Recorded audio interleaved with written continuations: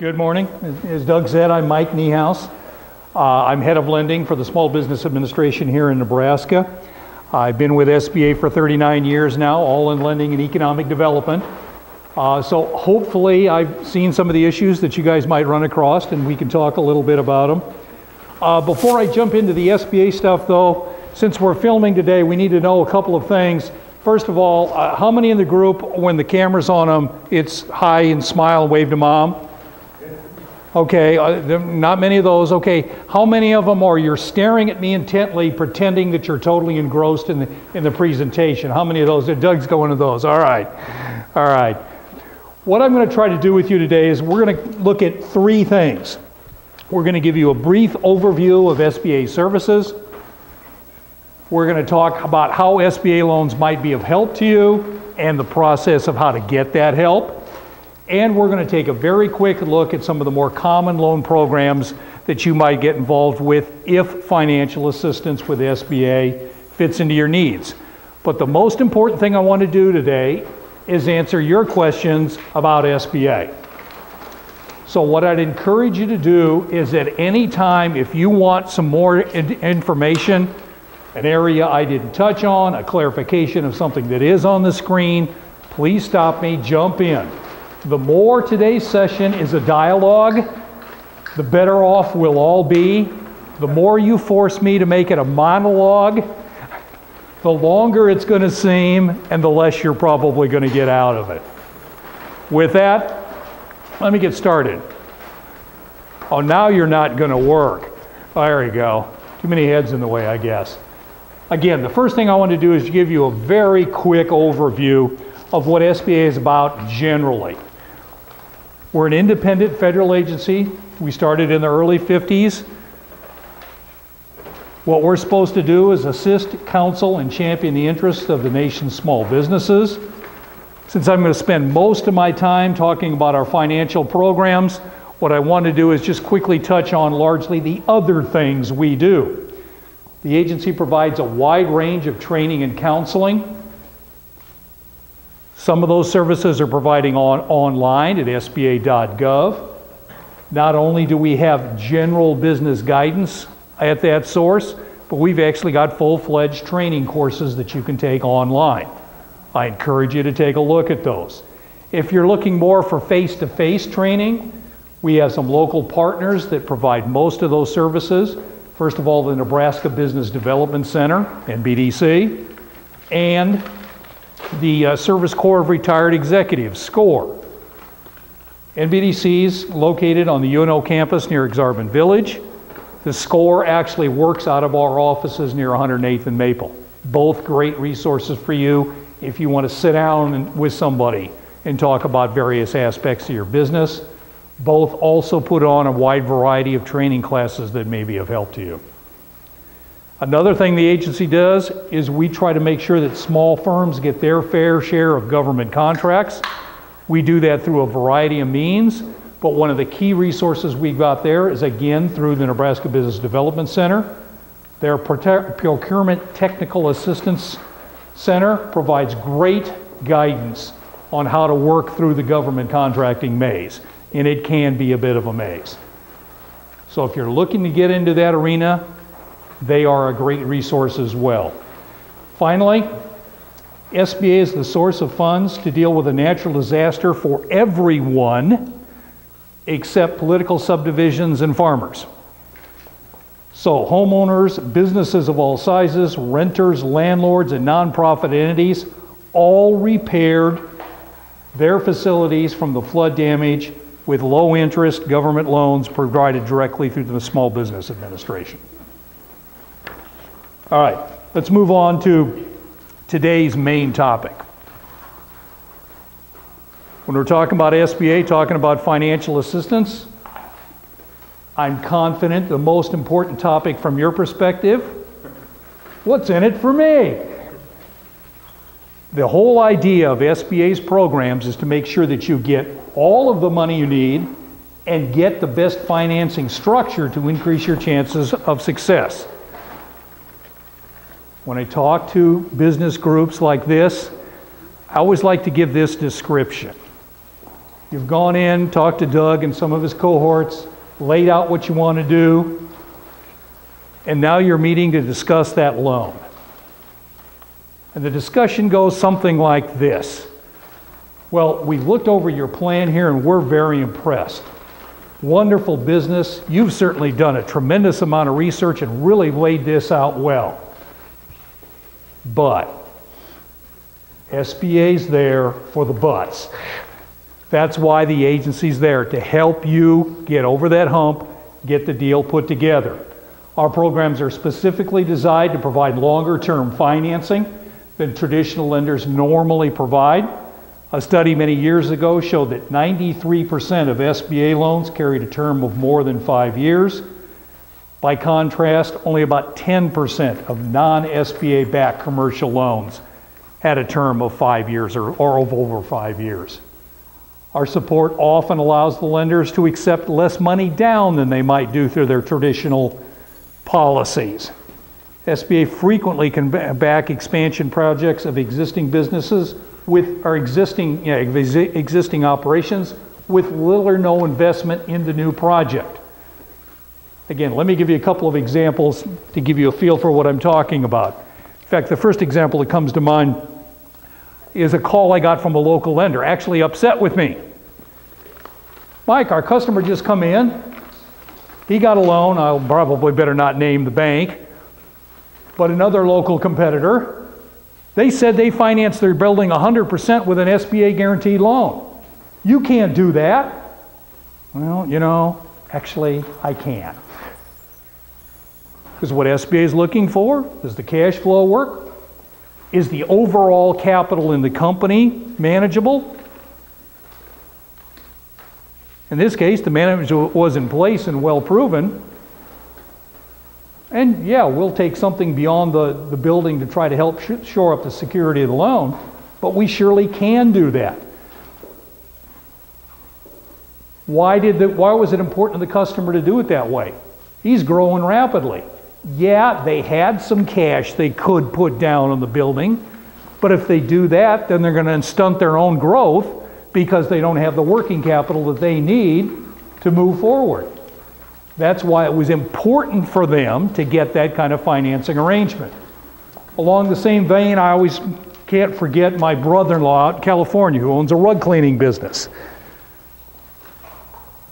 Called me one time several years ago looking at an expansion project, and he actually lined up conventional financing with a lender out in California. And as the conversation went on, it was obvious his number one concern is the amount of money he was going to have to put down was going to be very painful for both his business and him personally. So I started talking to him about potential SBA sources, how that may help with that particular issue. And I got to tell you now, every time I meet my brother-in-law, Tony, his first comment is, there's the guy that saved me $50,000. Because we found a financing arrangement that he was able to put his project together with $50,000 less than he'd arranged to that conventional financing arrangement. SBA helps small business owners right here in Omaha. To give you an idea, just last month, we did 14 projects for about $7 million. All the way from a $25,000 loan to a small computer programming service firm to $3,250,000 to help build a new restaurant. So we can cover quite a range of projects. In fact, SBA loans can help meet any business need, from starting a company, buying an existing operation, to expanding your own business. Those funds can be used for any purpose.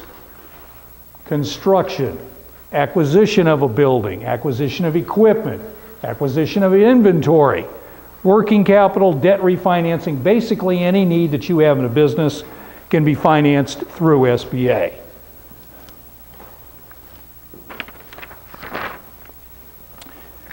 The one thing that I actually skipped from the previous slide is the process always begins at the bank.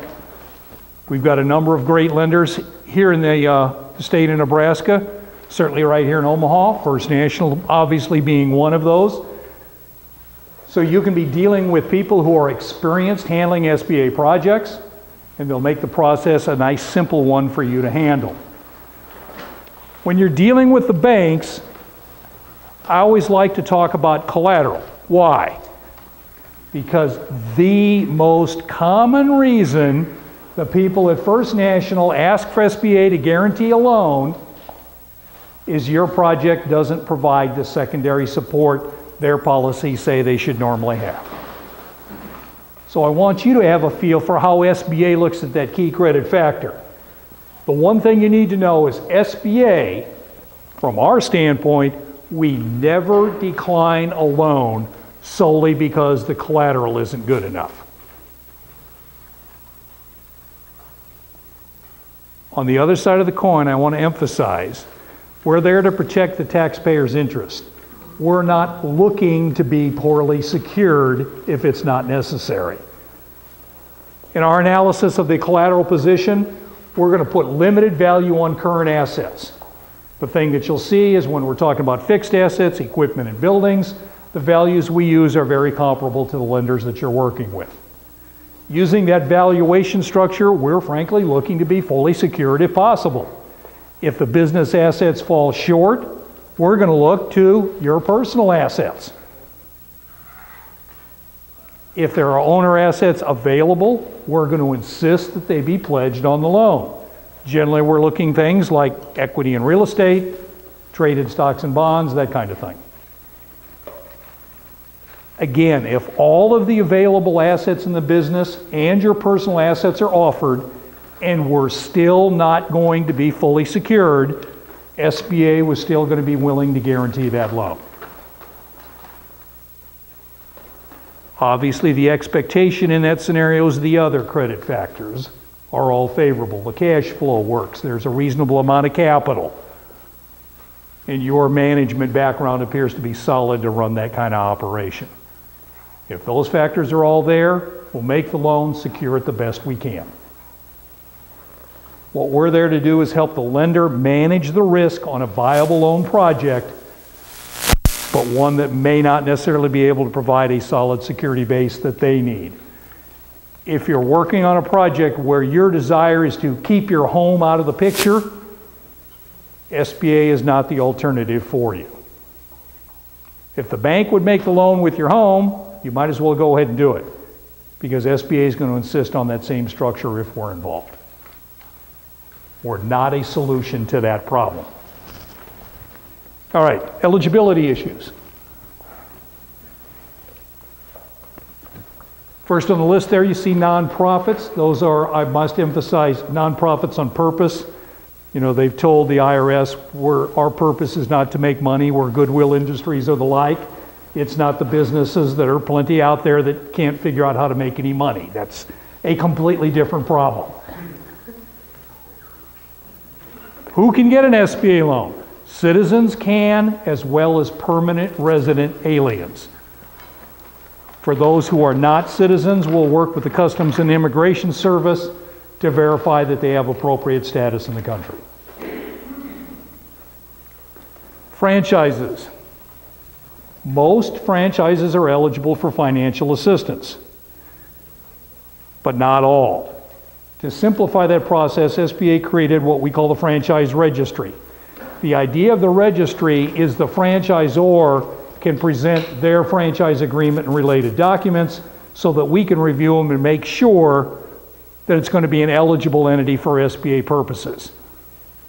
That streamlines the process rather dramatically.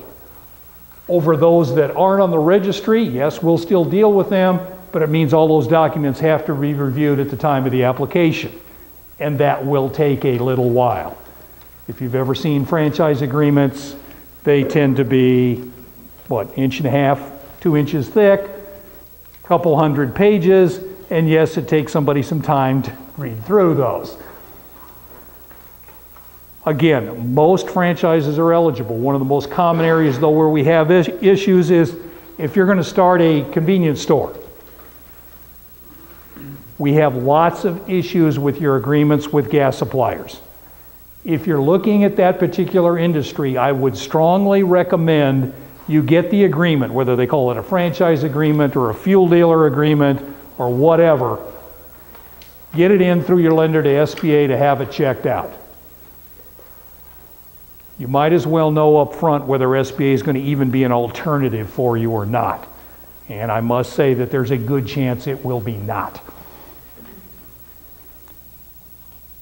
Generally, what we're looking for in those franchise agreements is whether the applicant is truly an independent operation or so closely tied to the franchisor that they're really little more than a contract employee.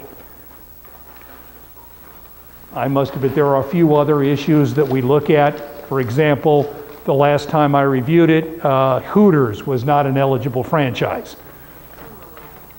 Sorry. Discriminatory hiring practices. I'll let you fill in the blanks from there. So there are a few, but again, the vast majority of franchises are normally eligible. Now what I tried to do up here, I don't know how well it shows up, is I tried to highlight the next one. What we're talking about is investment property. Investment property is not eligible for SBA financial assistance. When Congress set up our agency, they said, we want you to do lots of things, but not that. So if you're looking at an apartment building, shopping center, mobile home park, anything of that ilk, SBA is not going to fit into the picture. Now there are a couple of related types of operations that are eligible. Operations like motels. Not knowing my way too well, I cut through Hampton Inn. Actually, if I recall right, Hampton Inn has some SBA financing on the project downtown here. Other operations like equipment rental businesses or assisted living care facilities are eligible. The emphasis there is it's not just renting the space, they're providing significant other services. That's why they're eligible. Now, in looking at this arena through the years, SBA's tried to be more flexible. So if you find a building that's perfect for your business, but yeah, it's got a little more space than you need, you're going to rent it out, you could still get that financed by SBA. The guideline is your business must occupy at least 51% of the usable space. A key consideration there is we'll help you buy the building, we'll help you fix up the roof, the common areas, the heating and cooling system. We'll help you fix up the space your business is going to occupy. The one thing we won't do, we won't help you fix up the space you're going to rent out. We're not supposed to be doing that. The other consideration to keep in mind is when we're looking at your project, our expectation is your business will be able to show that it'll cash flow the mortgage on the property. Period. By itself. We will not consider the rental income that you may be generating in our analysis of whether the cash flow will work properly or not. If you're going to construct a new building, SBA's expectation is you'll occupy 60% of the space, and that your business plan will show that you're going to take on some of the additional space within 3 years and occupy 80% of the space within 10 years. That's based on your original business plan. I must admit, 10 years after we make the loan, nobody's going to go out there with a ruler and check all of those things. All right, finally, the last one, combination loan. What's a combination loan? Well, your banker says, you know, we're looking at your proposal here to buy the business, and we're perfectly happy financing the building. We like doing that. But the rest of the project, to buy the equipment and the inventory and all of the goodwill that's involved, we really are not that hepped up on that. So we'll finance the building by ourselves, and then we'll get SBA to help us finance the rest of it.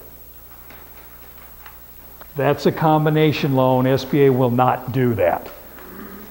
We won't ask the taxpayers to only support the most risky end of the financing package. We'll be happy to help you and the lender with the whole deal, the building and the purchase, but we won't let you and the lender pick out pieces of that for us to be involved in. The key here is that's per project. So if you financed your initial startup with a bank without SBA, great, they've got liens on your assets, we understand that. but now you're talking about a second location, and to make that work properly, SBA support's going to be needed. That's a new project. The fact that there's liens from the old project is really neither here nor there in terms of eligibility. That's something SBA would be happy to try to work with you and the bank to put together. All right, how do you go about getting one of those SBA loans? First step. The first step is actually not even on the screen. I like to tell business groups that, you know, if you've never been involved with business and therefore never gotten a business loan, the key first step is forget everything in your past borrowing experience. How a home loan worked, how a car loan worked, has got completely nothing to do with how your business project is going to work. There is absolutely no relationship between those two events. The only possible connection is, yeah, generally they all expect you to have reasonably good credit. Beyond that, how they work, completely different.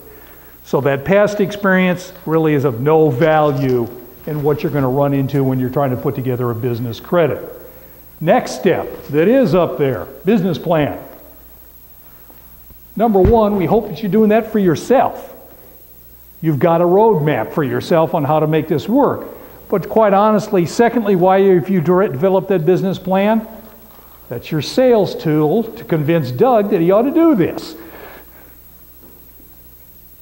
Again, you may want to consider getting some expert help in putting this together. People like Nebraska Business Development Center or SCORE regularly help you put together business plans. Next, you'll meet with the lender. If SBA fits into the picture, the lender has all the tools on hand to get things started with SBA. It's extremely rare that my staff or anybody from SBA meets with the small business owner before a project is made. Now, that's not to say we wouldn't love to help you. We'd encourage both you and the lender to give our office a call. Use us as a resource. If we can help you and decide what's the best way to structure the project, which SBA program or combination of loan programs will best fit what you're trying to do. And yes, if you need work on some of the paperwork because you don't understand exactly what we're asking for there, please give us a call. That's what we're there for. One other resource I'll throw out there is, once again, our friends at the Nebraska Business Development Center. One of the services they provide is packaging SBA loans. They do it well. They've done it for a long time. And most importantly to you, they do it for free. Great resource for you when you get to that stage. Remember, the key thing from your perspective is you have a bank loan, period. You deal exclusively with the bank. From your perspective, SBA doesn't even exist. Mike, we might talk to that point. Back when I first got started, I got confused as to what an SBA loan is versus a conventional loan and what exactly the SBA does. More often than not, the SBA is simply guaranteeing a loan made by the bank to the borrower. So the banker makes the loan. He may come across, we call it 5 C's of capital, if you will, what we talked about a few months ago. But say he may come across, or she may come across a situation where collateral short, but they've got good capital, they've got good cash flow, a good principal behind it, and you say, hey, Mike, we need to kind of get past that fuss that Mike talked about. We need collateral. Well, we package a deal, say we're going to do we're comfortable if we can get the federal government to guarantee this loan. That mitigates our risk for having a shortfall in collateral. So in all this, it's the bank-borrower relationship with the SBA backing us up and guaranteeing it, which basically mitigates some of the risks that we would have with that, whatever it may be, whether it's collateral or equity down. And so there's a couple programs I'm sure Mike will get into, but again, it's a bank loan first and foremost with SBA as guaranteeing. Do the rates change because it's SBA? They can, but more often than not, it's pretty similar. The bank still comes up with that rate. There's some restrictions, but they really come into play from what I've seen. Yeah, what SBA says to the lender is, here's a cap. If you want our guarantee, you can't charge these people any more than that. But the negotiation up to that cap, that's strictly between you and the lender. Quite frankly, that cap is high enough that if I was offering that rate, you would talk to a different bank anymore. Yeah, because we're all about trying to get you the money at market rates. I'll readily admit, the purpose of the programs we're talking about today, these are not disaster loans, where they are, you know, they're relief funds, so they are at low interest. That's not what this is about. This is to help you get financing on the proper terms, but at the market rates. And actually, the only thing that time that Doug, I mean, to answer your question, yeah, the rates are going to be pretty darn close. There is going to be a little bit different of a rate, only because there is some ongoing servicing fees that we pay the SBA to keep that guarantee in place. Yeah. But it's not like you're paying 2% more or something like that.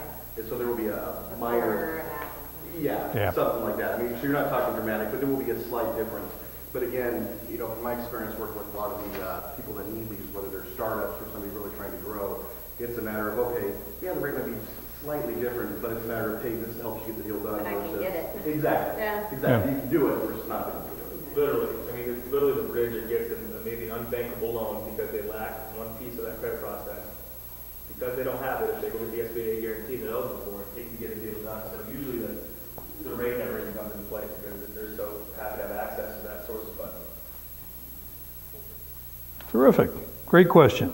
Again, when you're working with the bank, not only are you working primarily with them to get the money originally, but if later on you need to make adjustments in that loan, the bank has tremendous freedom to go ahead and make those adjustments. They don't even need to come back to SBA. For example, if you're struggling, so you're going to ask them for a relief, let's lower payments for a couple of months to get me over the hump.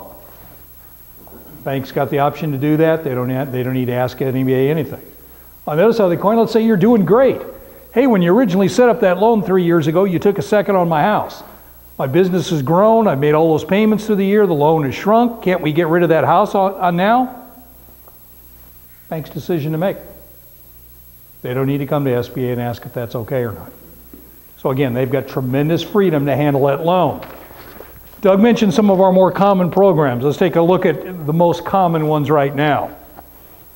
Express. Express is a great way to do smaller loans, anything up to $350,000. It's the one SBA's most common method of providing lines of credit. Why? Because we tell a lender any revolving loan arrangement that you would make with a non-SBA borrower, you're free to make with Express.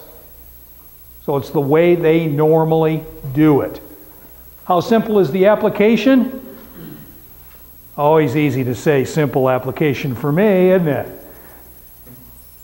The Express application is 25 yes or no questions.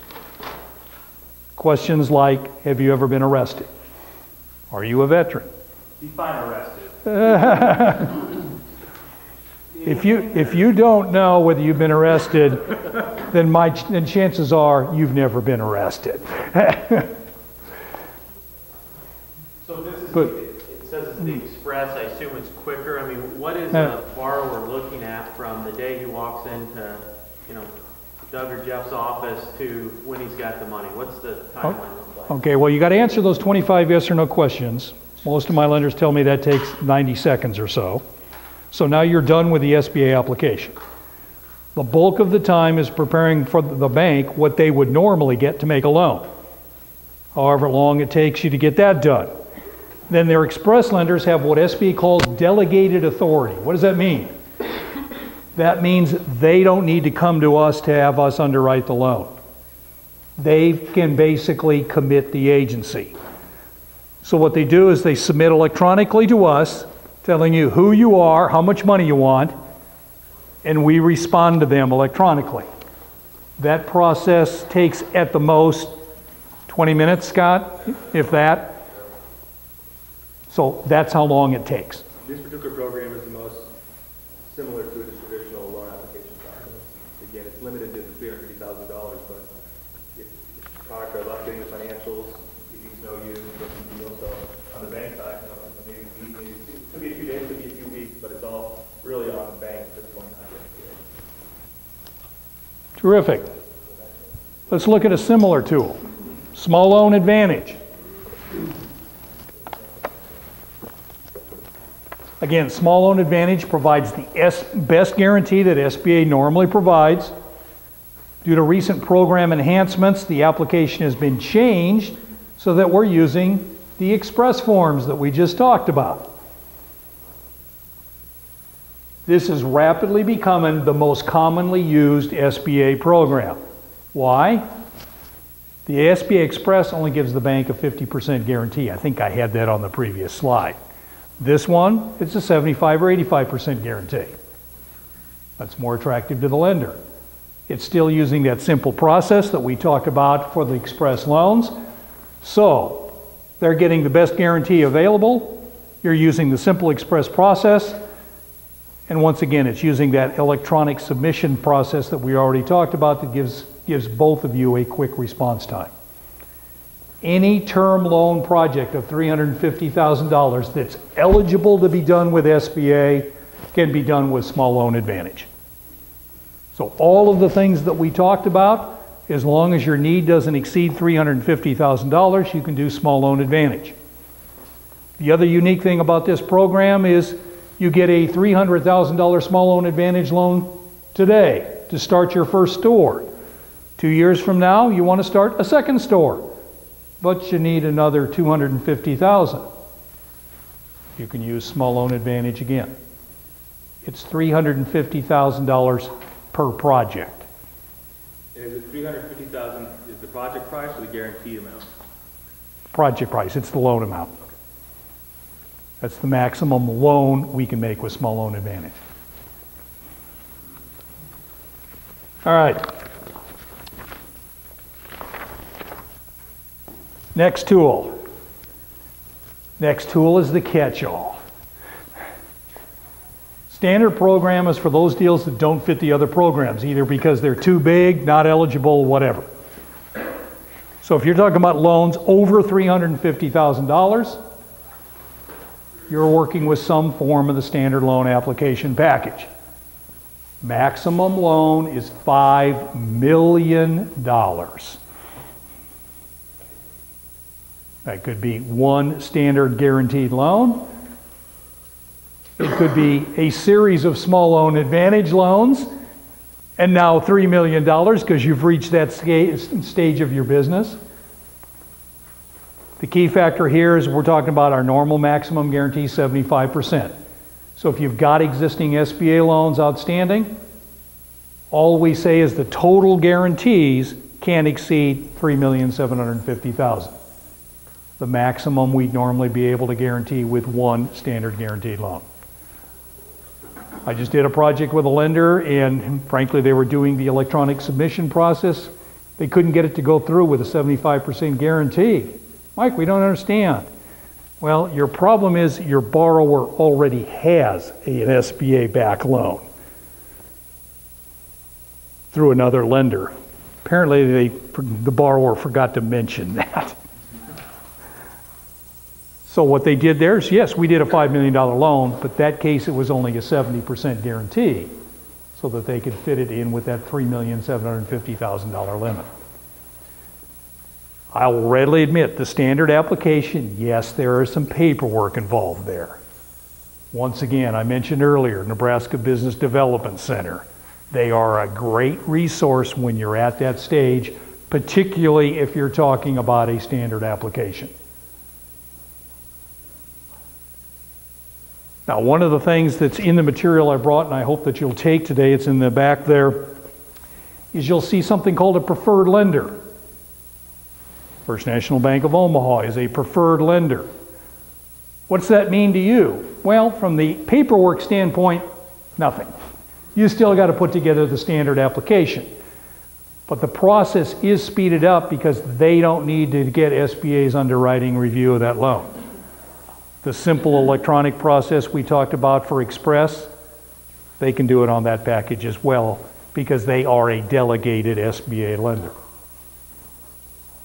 But from the paperwork standpoint, if you're working on a standard application, I would really encourage you to talk to the people at the Nebraska Business Development Center. Again, they've done a ton of them. They've done them for a long time. Nothing will help you feel more comfortable in working with somebody that's, yeah, don't worry about that. It's not that big a deal. Let's go through the pieces and we'll put them all together. And then what happens is once you put together your part of the package, which I'll readily admit is about 90% of the package, you'll then give it back to Doug so he and his team can put it together and get it to SBA. All right. Last financing program I want to spend a couple minutes talking about. SBA's 504 Certified Development Company Loan Program.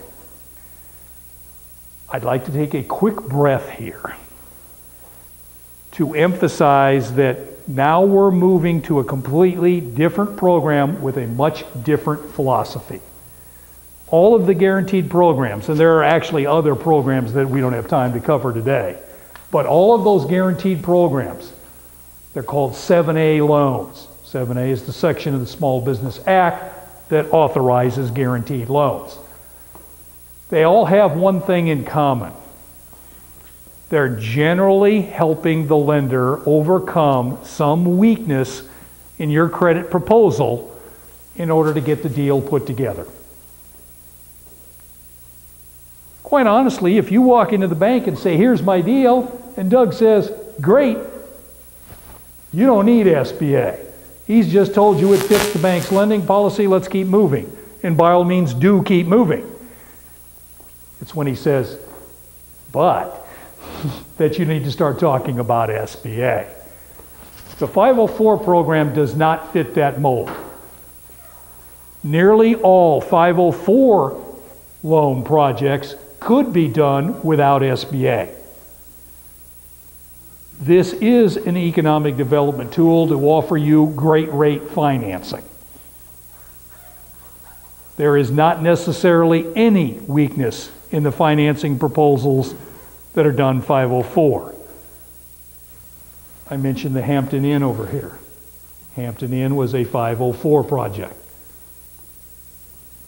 I can say with great certainty the owners there could readily have put together that financing package without SBA. But 504 offered them the best financing alternative for what they were looking to do. It's a great tool for fixed asset financing, fixed assets exclusively. The two certified companies here in Nebraska are Nebraska Economic Development Corporation and Community Development Resources. Both of those entities happen to be headquartered down in Lincoln. You'll see the normal structure, and I want to emphasize normal. That doesn't mean it has to be set up that way. It's just the most common. 50% of it comes from a lender, like First National. 40% of the money comes from NEDC or CDR, fully backed by SBA. And 10% of it is down payment from you. The two givens are SBA's share of the deal can't exceed 40%, could be less. 10% down will be a minimum. It could be more. The rest of the structure could be juggled around from there. Again, what's in it for you? That's really the critical issue, isn't it? You're getting everything you want when you're doing fixed asset financing. Long-term money. SBA share of the project is at least 20 years. The bank share, we insist that the bank provide you with at least 10-year term money. Could be 10 years on a 15-year amortization, could be 15 years straight amortization, whatever you negotiate with the bank, but it's got to be a bare minimum of a 10-year commitment. You're getting a minimal amount down, 10%. And again, notice I don't say equity, I'm saying money down. I know the Hampton Inn project, part of the 10% down was tax increment financing. We recently did a project out in central Nebraska where the business owner was expanding his present facility. The 10% down was the equity in that existing facility. So there's lots of flexibility to help you meet that down payment requirement. Finally, and perhaps most important, what are you getting from SBA? Great financing terms.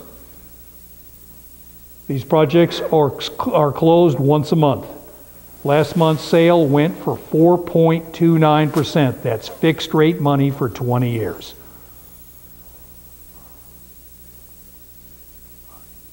I think the bank representatives here will tell you it is going to be very difficult to find other financing arrangements that match those kind of terms. And kind of off the perspective, the rate is a big piece of that, but banks traditionally, if we do a term note, let's say you can buy a building. I mean, the most typical structure you may see is a 5-year commitment from the bank, 15-year amortization. So you can pay it over 15 years, the big balloon at the back end. But we're getting committed to 5 years. We're not real comfortable going out longer than that. Our risk profile doesn't allow for us to do that. So the ability to go to NEDC or SBA and get a 20-year commitment from them, and then they require us to meet them halfway, so we have to get 10. I probably have 3 or 4 commitments in my portfolio that are 10 years. All of them are because the SBA has made me do that. Banks are typical 5, maybe 7 at most, sometimes 10 depending on the real sweetheart deal. So the maturity is huge because obviously the payback and that type of commitment at that low of a rate is great for your cash flow. And then the second big piece of this is if you came in on a conventional standpoint and wanted to buy a building, we're generally, probably the most liberal policy are going to require 20% down. And even now, depending on the special use of the project or the underwriting criteria, it may be 30 to 40% down. SBA says, okay, we'll allow you to put some of that cash in your pocket and go 10%. So on top of the fixed long-term rate, which by all accounts is significantly lower than what a bank could offer, if they were willing to go that long, you also get to keep some money in your pocket in the form of cash down. So this is really, and to Mike's point, is a great tool for those. Yeah, there's not a lot of, as you said, buts or what are you missing here, but it's boy, there's opportunity to cash it. And we see it most often with real estate, but also expansion with equipment, just like Mike said. So great package. It is a terrific package. Although it's primarily used on real estate deals, it's fixed assets, so it could be equipment. If you're doing equipment, our shares on a 10-year term, we ask the bank to commit to 7. The rate on those equipment loans, 3.62. Fixed rate money for 10 years. Again, terrific financing arrangement for you.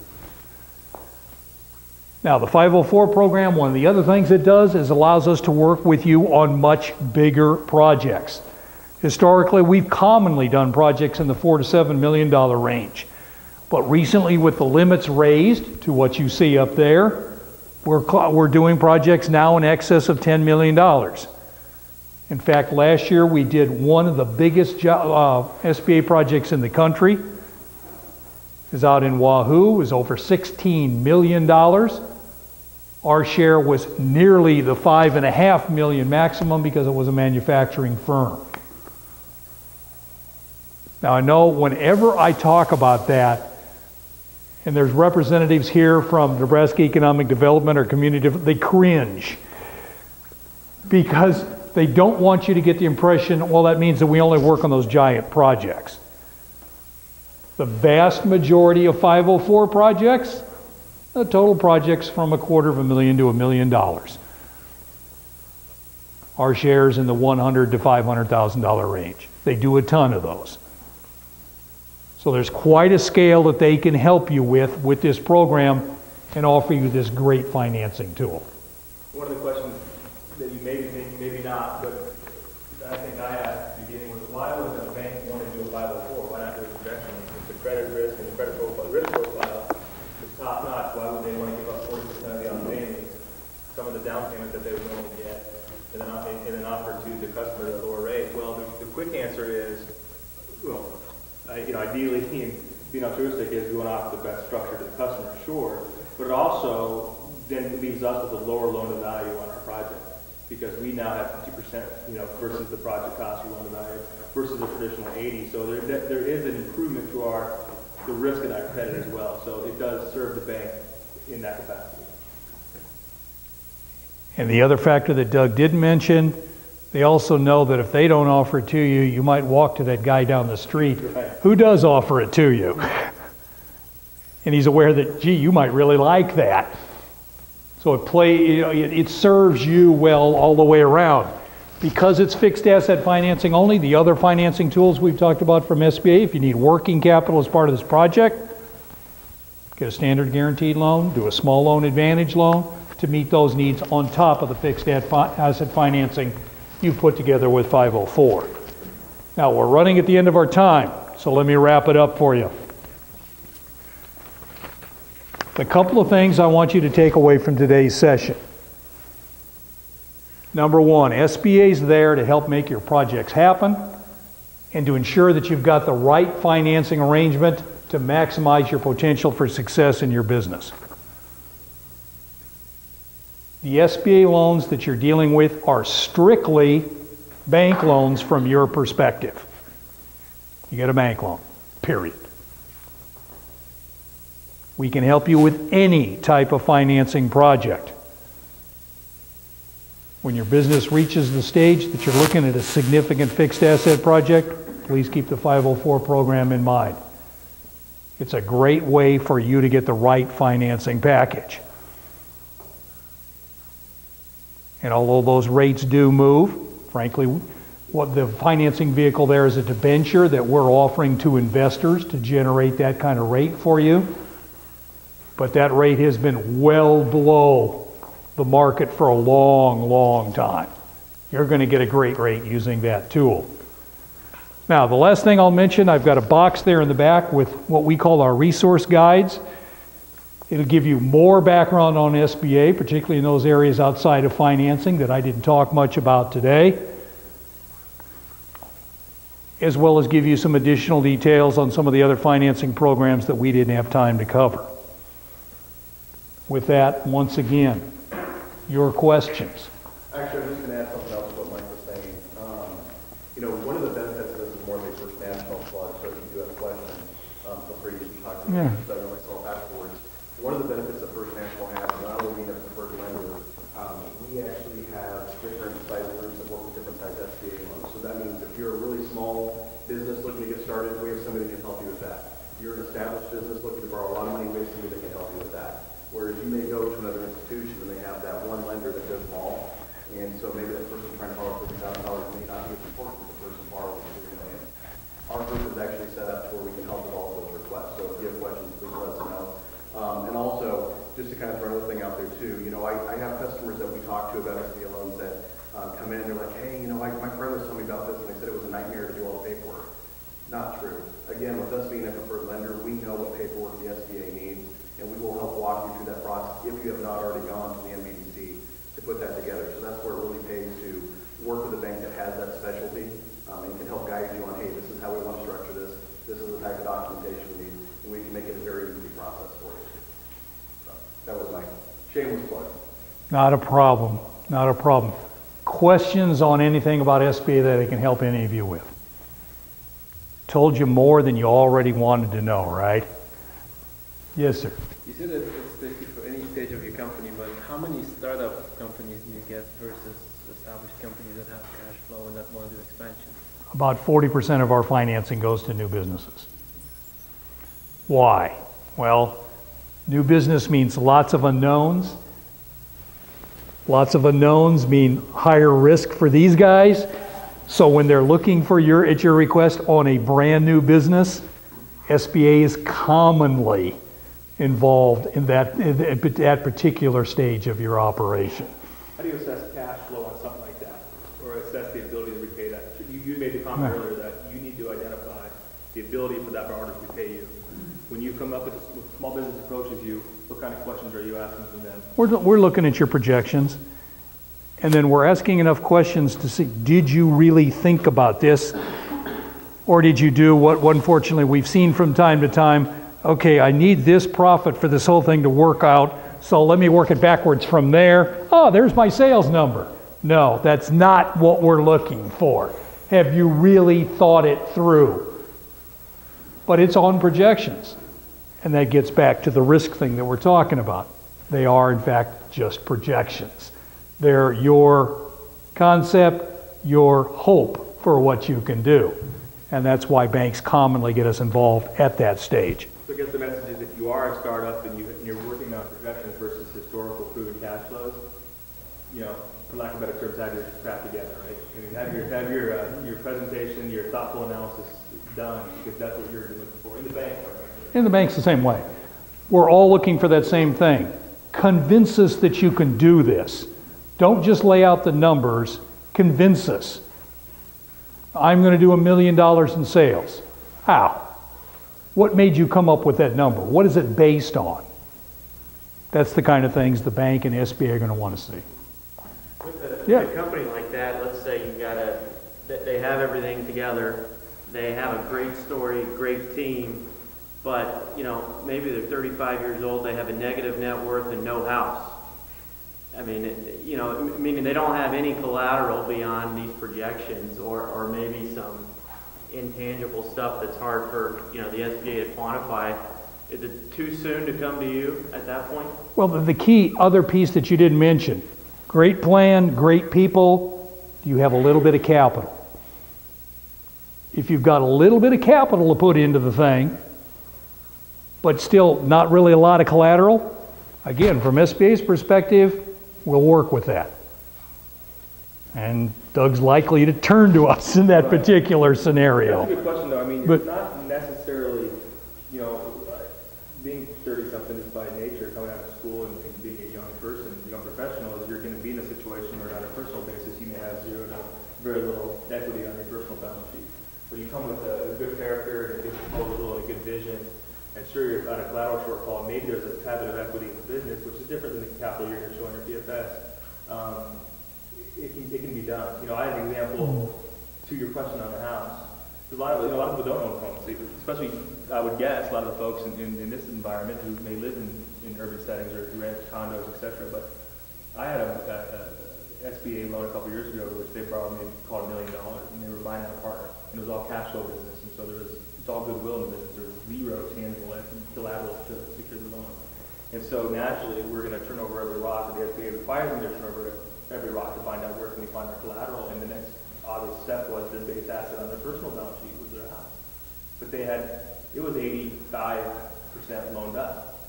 And so the SBA, they don't go after they're not going to nickel and dime for every 2% of equity in every single corner. What they said is, okay, there's not equity there, it's not available. So the answer is, it's not there, it's not there. It didn't dismiss and we still got the deal done based on character, the capital of the business, and the cash flow. Even though personal equity on this guy's balance sheet was zero to none, and there were no outside sources of collateral. So they're very flexible. Yeah. And speaking of that, you mentioned, you know, we're talking about capital. For somebody at that stage, where's the most likely source of capital if it's not on their own personal statement? Probably family. And what SBA does is what we call a standby loan. Okay, you don't expect mom and dad to give you money, but they will loan you some. Well, our expectation is the standby loan says you agree not to pay on that loan. Mom and dad agree not to accept payment on that loan until the bank says it's okay. If they're willing to do that, speaking of flexibility, SBA will look at that. We call it near equity. It's almost like you put in your own money. And that's commonly seen in new business projects that SBA works on. Great questions. Anybody else? You've already given me extra time. I appreciate your patience. Hopefully you've got a little bit of a feel for what SBA is about. Certainly the one thing I'd encourage you to do is as you get ready to look at a loan project, don't hesitate to give us a call. The best opportunity, quite honestly, is to talk, all three of us. What three are you talking about? You, SBA, and your lender. Everybody needs to be on the same page, but let's all talk about what's the best way to get this done. We'd love that opportunity. Absolutely. If you have any questions afterwards, go to the website or stop by the Mastercraft office, and any of the Mastercraft advisors can direct you the right way. So thanks for coming.